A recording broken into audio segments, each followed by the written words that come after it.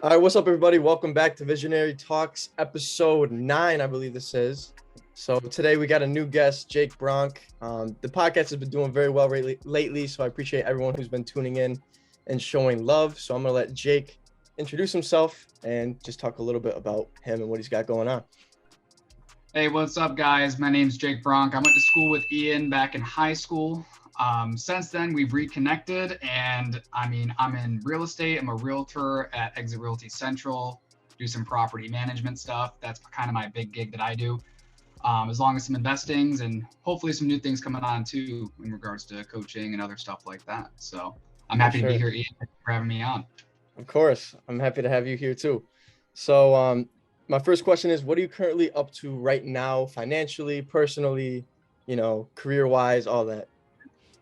So my big focus right now is the property management. I inherited a portfolio and I'm going to be in the process of buying that out coming 2023. So my main focus is getting the foundation there, making sure it's scalable. And obviously, as I'm implementing these new systems, always finding a way to be less involved too, right? So making things easier for me so we can do the things that we enjoy to do. The reason we all get into business or any type of investing, right? Yeah, of course. That's really my focus. I know when we talked when I was in New York, it was a little different. I was thinking about going more of a financial coach avenue and starting something up, but that opportunity came. So I'm really hitting the real estate and the management hard, really focusing on rebranding myself because I'm coming off of that team sector. Yep. And being in that funnel for all things real estate, finances, investing, really. So of course. So you're really into real estate, like you said. You got any advice or just how you got started with real estate as a whole for beginners listening? Yeah, so I moved here, and I think, in high school I wanted to relocate, move south. Yep. I couldn't stand the winters. Still been a thing. I'm in Virginia Beach now, by the way. I didn't say that. I moved down here for the summer. My uncle has a landscaping business. Very blessed by him. He gave me the opportunity to live with him. Obviously, my pay was associated with that, but got started. Was living with him 6 months, and then I went in the wintertime to rent rooms to find a place to live. And I will say Virginia Beach as a whole, the cost of living when I first moved here in 2017, cost of living's low, but the housing's expensive, regardless if it's renting. Anything on that sector is where they get you. Was renting a room for like almost $800 at the oceanfront, like a couple blocks. Damn. Beautiful. It was nice. I could walk. Yeah, it was beautiful, but with a first-time job, very low entry, things like that. I ended up going back to New York, reanalyzing myself for the winter.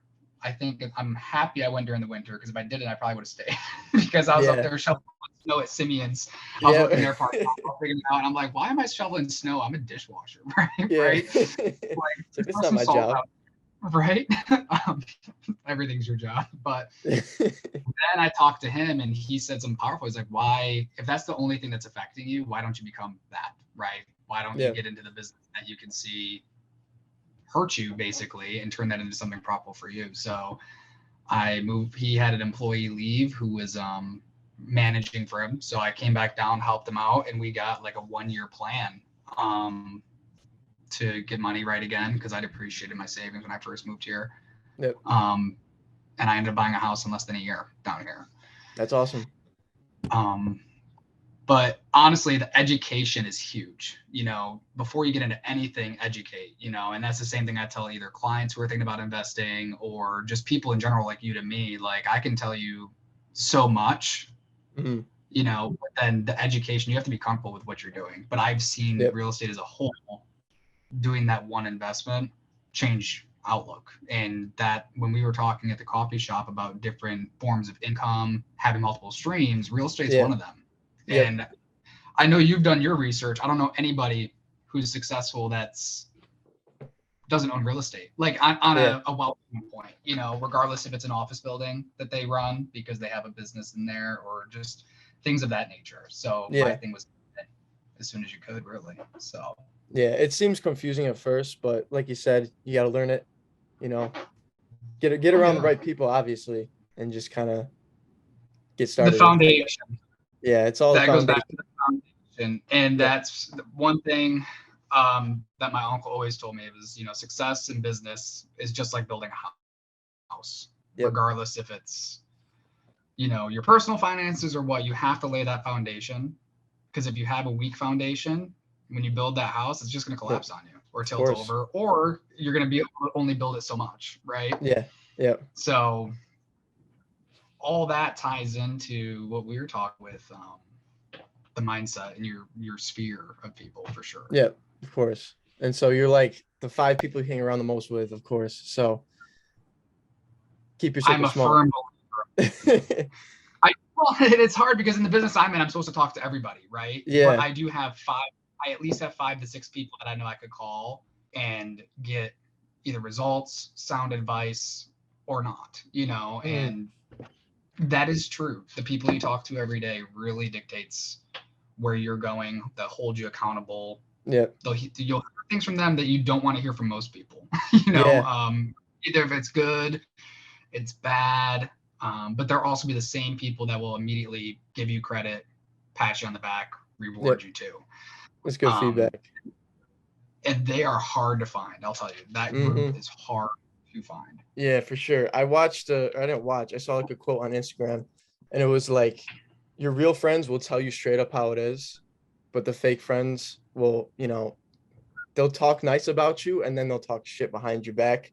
The nice friends will talk nice about you behind your back, but will shit talk you in person. That's just how it is. They'll say the same thing. They'll say the same thing regardless. Yeah. Right? So, I mean, those are the people. I mean, it is huge though. I mean, that group of people. So, and that was my big thing when I moved here. Like I went through a whole period of like not lonesomeness, because I have people in New York. I mean, we've always been cool. I have people that I talk to, occasionally. But when I was here, I said, okay, the partying in high school, all that stuff, those people, they're great. You come visit, you have a couple drinks, but when you relocate, I'm like, that's not what my sphere is going to be down here. That's not who I'm going to be targeting. That's not who I'm going to want to interact with. On a day-to-day basis, I mean, especially in a beach town, like the partying, people going out all the time. Like if you think upstate New York's bad, people party because they're bored. Yep. Here they party because they have the option to party, it's like, it's different, especially.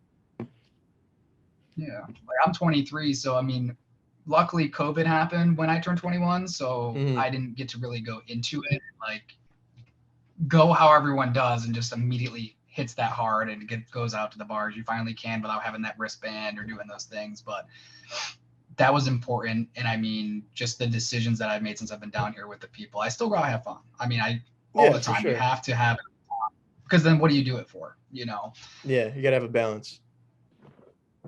But my everyday people, man, I mean, I'm telling you, it's always work, not work related, but personal development and growth. And that's important.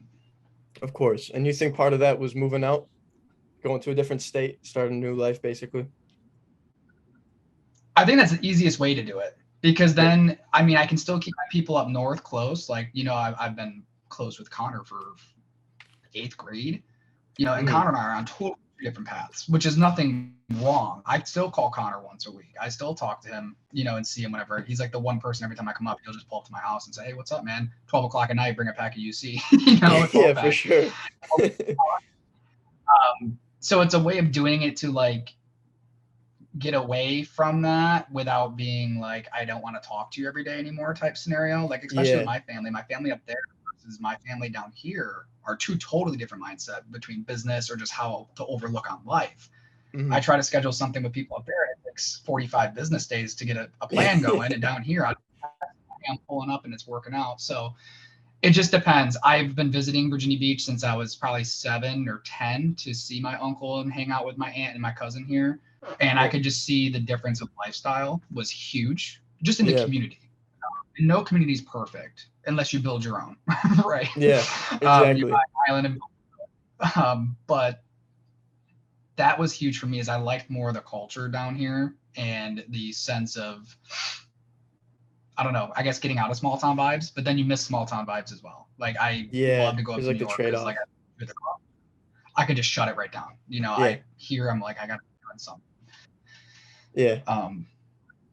I think that's best because you can totally rebrand yourself when you move. I don't think it's necessary. It depends what you're doing too, though.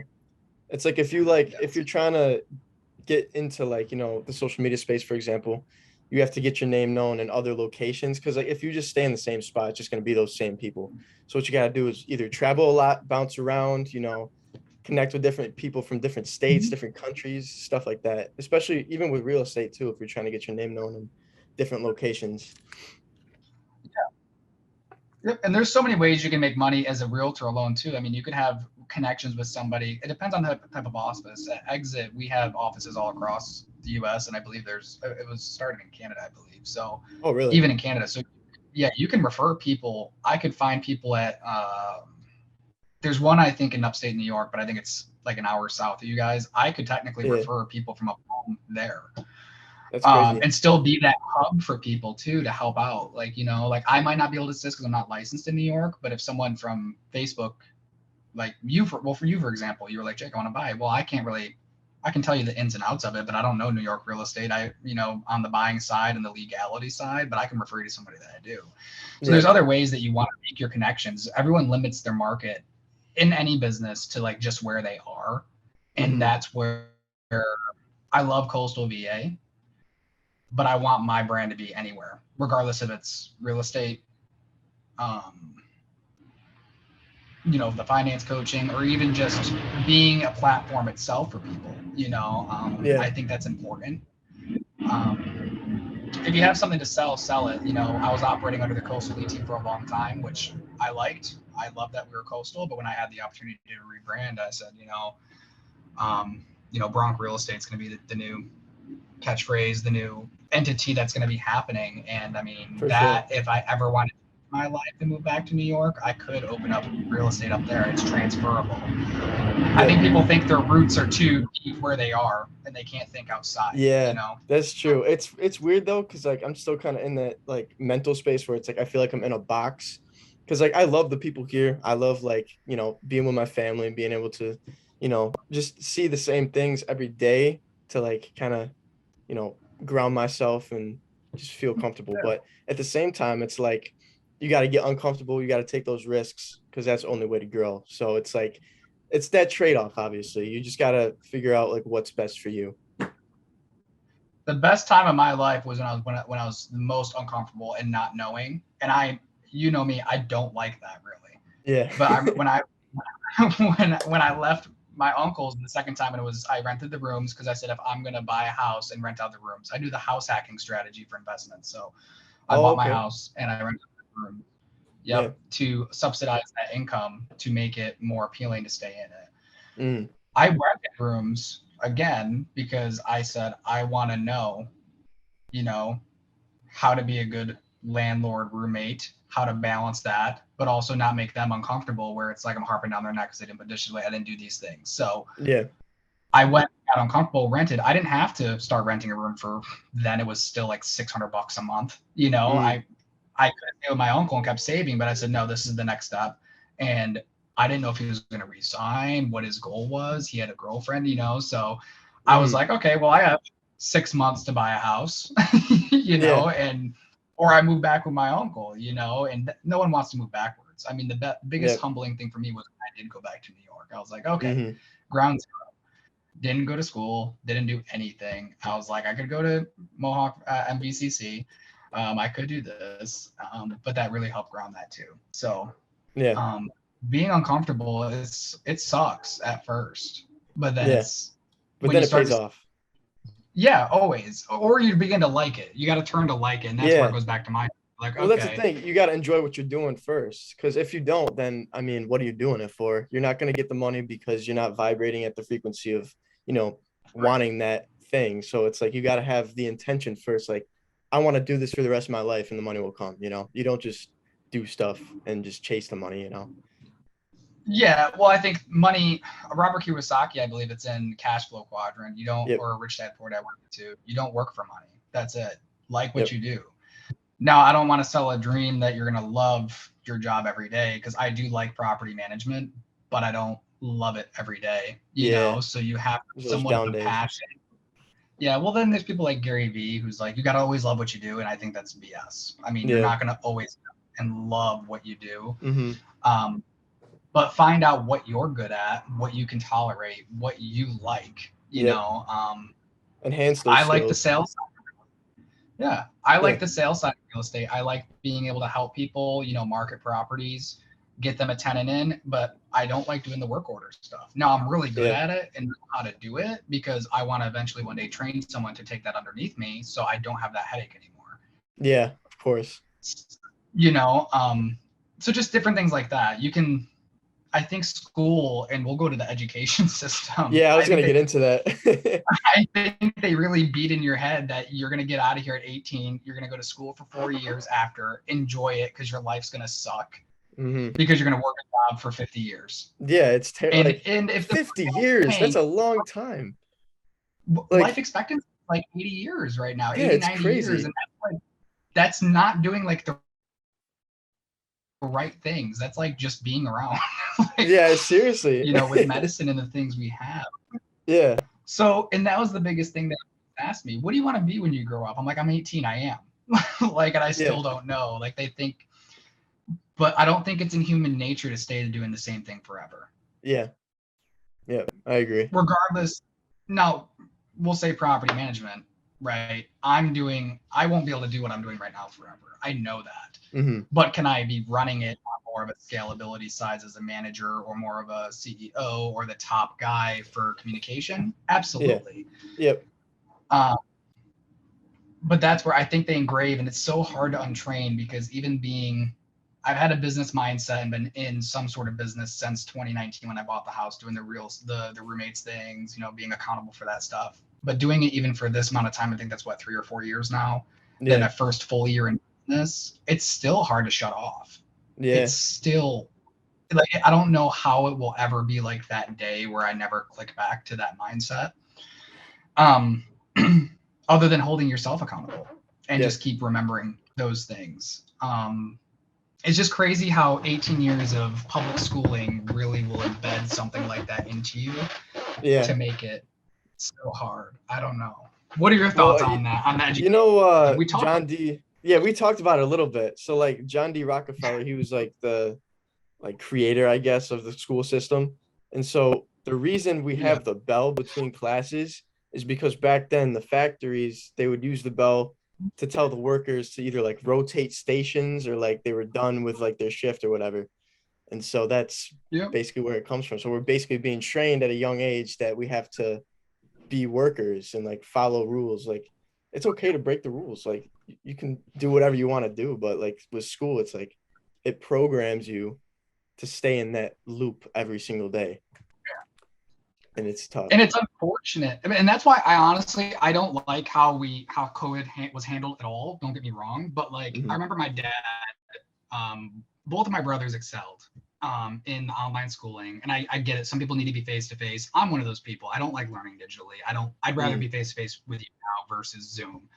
But my brothers excelled and they had the option to, I think, get back to it and go back or do hybrid. And I told my dad, Gavin's like 10, 11. I don't know. I'm bad with ages. Yeah. But I said, keep him in Zoom as long as possible. Keep him away from inside that school system. Not because I don't agree with the school system necessarily. I mean, I do, but he's got to go to public school, right? Yeah. But I said that is teaching him to solve his own problems on his own time. And if he excels in that before he loses that, let him keep doing that. He's got that self-discipline. Yeah. Yep. And that's the hardest thing about business is if you're in it full time and don't have someone to wake up to, I mean, you can technically wake up when you want. Should you? No. No. Yeah. Do that. You should be productive before, whatever time that your entity or whatever you're doing opens, But I told him, I said, keep him in Zoom. Well, I said, I'm not even talking about the vaccine. Like, get the vaccine too. I said, but I would try to get him to stay home, right? Because I was working in corporate America when that happened, and they immediately went from being hands-on, all micro in the office. When we got home, some problems, and even me, the way they trained me was to not be self-efficient. So there I was being a top-tier sales insurance agent, and I'm asking stupid questions because we're all self-sufficient now, And a lot of companies are going to end up going to more virtual stuff. And I mean, even school one day, I think will not be what it is today. Yep, I agree. Because the cost, it's so expensive to have 100 teachers, 50 teachers in a building. Yeah. When have one teacher and boom, there's 50 kids in a class.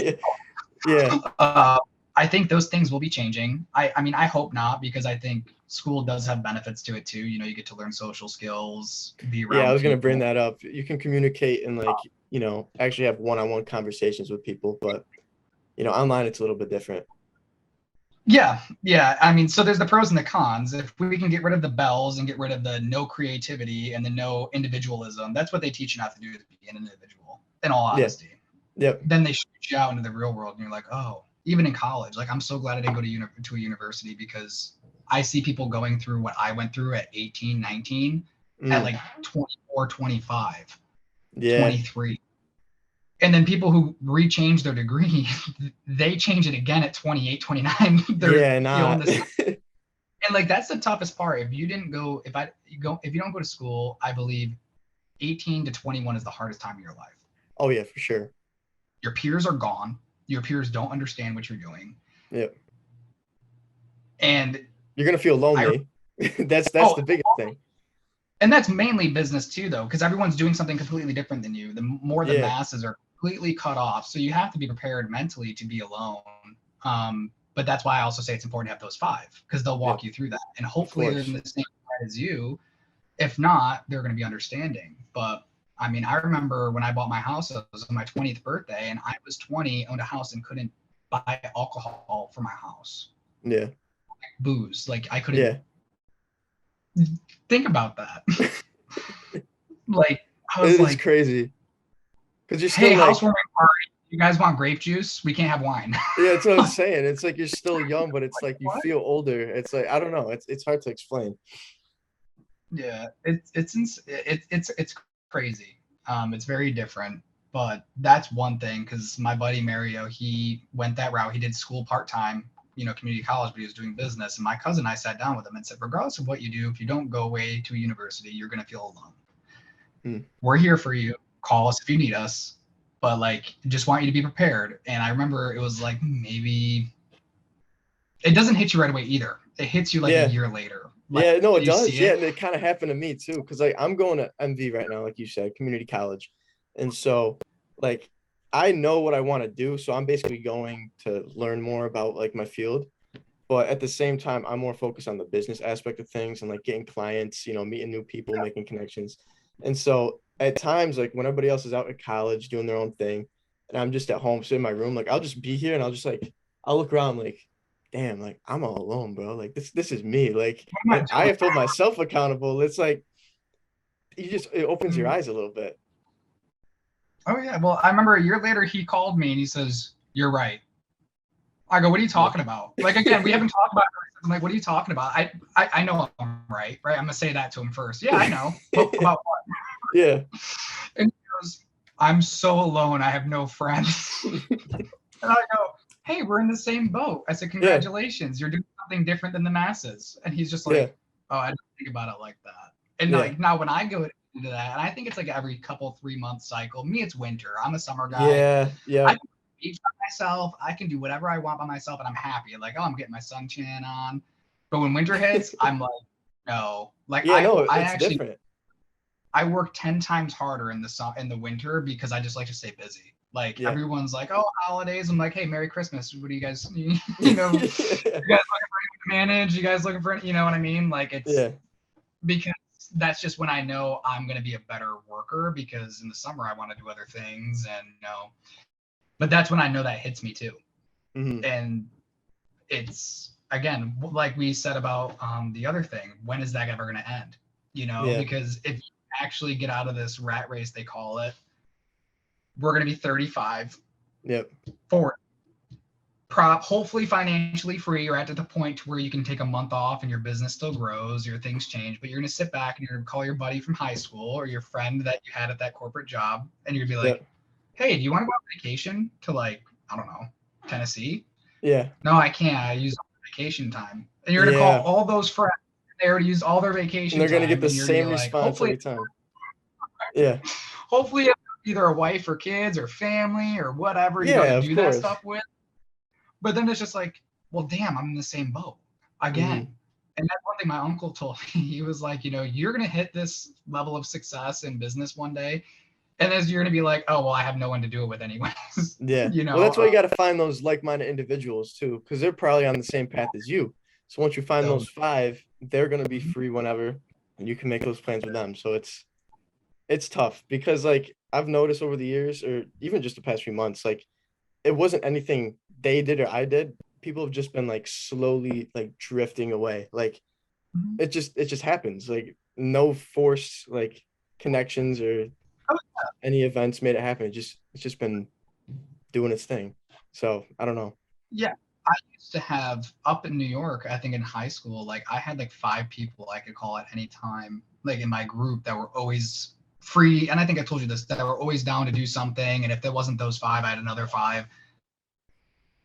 I barely talk to them. It naturally will change. And I don't think it's necessarily in regards to doing business, but people get old and then they start to, how do I say this, become a part of that race or Yep. that culture that they embed in our heads, Yep. and they don't think about Yeah. They it, get you in the know. And cycle.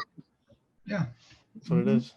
And it's kind of I sad because it's like you get like I don't know. It's like you get so used to yeah, something that it's like you feel like you got to be doing it. So especially when you're in like your field after college for 40, 50 years, and like once you finally hit retirement, you're gonna be like, damn, what am I supposed to do now? Because like you're so used to that same system every day, every week. It's like just give yourself some my time.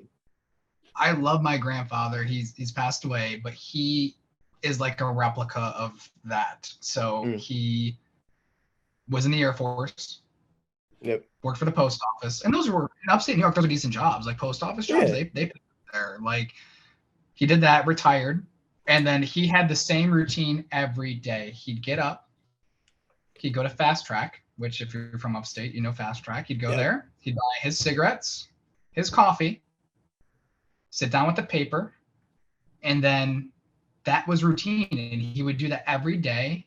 Probably stop by Holland Farms to get his his egg salad or Yeah. Yep. macaroni salad, The and it essentials. was every day. And then when hunting season came, it changed by a little bit. He got up earlier and went hunting, and then Yeah. repeated. Yeah. And then everything else. It was right. And I don't think routines are bad. I mean, I think that's great, Yeah. but it just shows that like that's what, even when you get to that retirement point, what are you going to do with it? And I Yeah. mean, I think that's heavily important, to having a why. Like, what are you doing this for? Yeah. They Of don't want you to course. ask why you're doing what you're doing or what your mindset is. They don't care about that in school. They don't care about that at your job. They want you happy so you stay. Yeah. Of Um, course. but it's When you say the I routines too, I feel like it is very important, but I feel like it has to be mainly morning and night. So yeah, yeah. because if it's just the same shit during the day, like especially in business, you're able to like do different things every day, like because like there's always new things that pop up, new opportunities. So it allows you to kind of just be more free throughout the day. But in the morning when you structure like, what you're gonna plan out your day to be like, how you start your day, how you feel, and then when you go to bed and before you go to bed, like your nightly routine, all that, it just kind of prepares you for everything that's in the middle, kind of. What I like to do is I always have what I do in the mornings and at nights. Usually up until 9 a.m., 10 a.m. is my morning time. It just depends on what happens the day before, obviously, because I do find myself working sometimes late into the night, Yeah. unfortunately. Yep.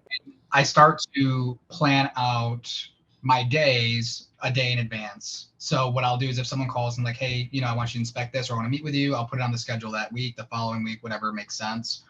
And then I'll start to fill in around that the day before so I can formulate and have like still that perfect day, but still being structured.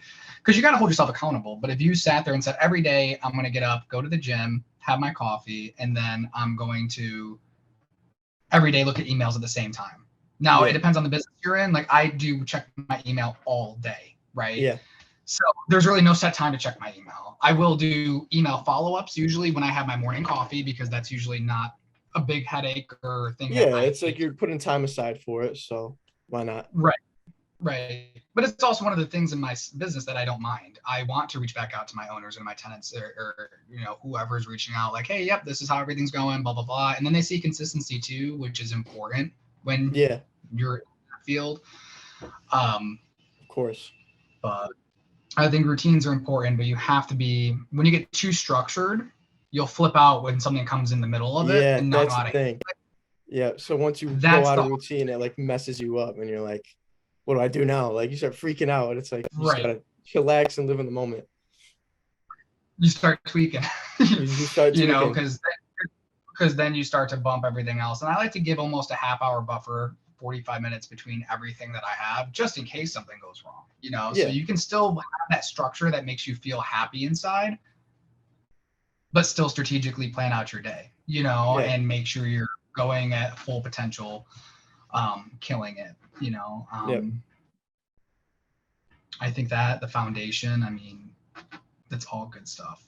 Yeah. And it's actually funny that you talk about that because I'm about to lead into the last question. So when people are just getting started, you got like any advice strictly like the step-by-step plans, what they should be focusing on when they're getting into business or anything for themselves, basically like personal branding, all that. Yeah, I mean, the big thing is education's huge. Everything they teach, not everything, but majority of what's taught in school is not going to usually reflect, you know, accounting classes, things like that will help. But you really got to start to get outside of reading personal business books, just even personal development books. I would start with Rich Dad Poor Dad and then Cash Flow Quadrant. Yep. You might fit, you know, I would go that Rich Dad Poor Dad, then immediately Cash Flow Quadrant, because he explains it well that there's still a need. You know what I'm saying? Like Yeah. for whatever, it's okay to be an employee. It's okay to be self-employed and not be this mogul. Yeah. But you got to truly in your heart and formulate what you're doing this for and make sure it makes sense. Yep. So it's really self-education, you know, really make sure you're doing it for the right things. And then when you go in to start to do business, I mean, it depends on where you're at, you know, if you're at home and you can start to brand and do that now, why not? You Yeah. know, start doing it now. I believe in doing as much debt-free business as possible. I know there's a lot of loans and a lot of things out there. It helps you keep you in track of if your business is actually funneling money, right? And then you can Yep. start to use that. Financial discipline is huge Oh yeah. before anything. Like if you can't look at your accounts and know where their things are going or be financially literate, you Hmm. need to start there. I mean, Yeah, for because sure. That's like the first step. Like that's ground zero. Like you gotta understand money and how it works first before you can do anything. you know, look at all the lottery winners. They have no idea what to do with it. They just spend Maybe it all. 3 or 4 of them have built something successfully or like had been not even successfully been able to live off that for the rest of their lives, you know. Yeah. Like if someone who had financial literacy won the Powerball, number Oh, one, they're dude. probably not investing in the Powerball. Yeah, exactly. That's the thing. Yeah. Number two, um, that money would be generational wealth, like not just his life, like it would transfer to his kids, his kids' Yeah. kids. Like it'd be tremendous and hopefully have value to the community, you know, the Yeah, US of outreach course. that we're doing. I think that's big. Obviously financial literacy is the biggest thing. Yeah. There's so many books out there, you have no idea, you know, Yeah. they're out there, There's a like just ton. Like you just gotta find them. Like at first I was looking for them. I was like, dude, I don't even know what to look for. I don't know what to read, everything. And then once you start reading that first book, it's just like a snowfall, like or like a snowball effect where it just yeah, like yeah, all just just keeps going coming. down the hill. Yeah. Yeah. And at that point, you know, the resources are there. It's not back in the day where you couldn't just go to a bookstore. And even back in the day, they had bookstores. So I don't get it. Like, Yeah. I think this generation's actually somewhat trying to be more self-sufficient. I keep looking too. Yeah. Yeah. Be more self-sufficient than past generations, which is fine. But then they're like, oh, well, you have the media to look into it. I was like, you had Barnes Nobles, didn't you? Yeah. Or not Barnes Noble, but something else. Like half my education's come from Barnes Nobles. Bigger Pockets, real estate Yep. stuff. Yeah. Bigger Pockets is great because they don't only have real estate investing, they have management, they have setting goals books, they have everything you can think of. Yeah. But first you got to get your money right and your mindset right. Yep. Going back to Rich Dad Poor Dad, Cash Flow, those just, I know that was that winter I went back to New York, I read Rich Dad Poor Dad, and that was like, okay, It opens I'm your gonna do. eyes. Yeah. Oh yeah, oh yeah, I have it. I call it my business Bible. Yeah. It I basically don't. is. Like, Yeah, I mean, it does a little bit of everything. It doesn't really teach you on how to go next though, but it gets your mind starting to go, you know, it gets the gears yeah, going. Like it gets you started. yeah. And if it doesn't, then keep doing what you're doing. Yep. You know, if it doesn't really excite you, then you know it's probably not for you. Yeah. I would still advise, though, even if you're not going to go into business, I mean, don't rely on mine's downstairs on my Yeah. so not how you should really keep a Bible on you, but I would recommend, even if you're not going to go into business, which I think is huge, even if it's just a side hustle that makes a couple $1,000s a year or whatnot, don't just rely on with your corporation's going to tell you, with 401ks, you know, things like you got to start to pay yourself first. And if COVID has not taught anybody anything, it's that you have to look out for yourself. Yep. Like, so many layoffs happen, so many people were held unaccountable. Like, even if you want to dabble in your own investing or start your own thing, like, you have to know where your money's going and make sure it's going to make sense. There's so many financial advisors, so many people that'd be happy to talk to you and get you straight to. So Of course. And I think we'll end it right there because that was a great point. So yeah, everybody, once again, this is Jake Bronk. You'll probably see him again soon. I might get a part 2 going with him at some point, maybe in person. hopefully, I got to get up to upstate New York again. So yeah, when he pulls up, we'll probably get something going. But yeah, once again, this is Visionary Talks episode 9, I believe. So we're going crazy this month in August with all these podcasts. But check him out. What's your at on Instagram? Jake.Bronk. And then Facebook, Jake Bronk. Yep. Yep. All right. So check him out. Link should be in the description to see his social media pages. But once again, my name is Ian McQueeney. Thank you guys for watching, and I'll catch you guys on the flip. Peace out.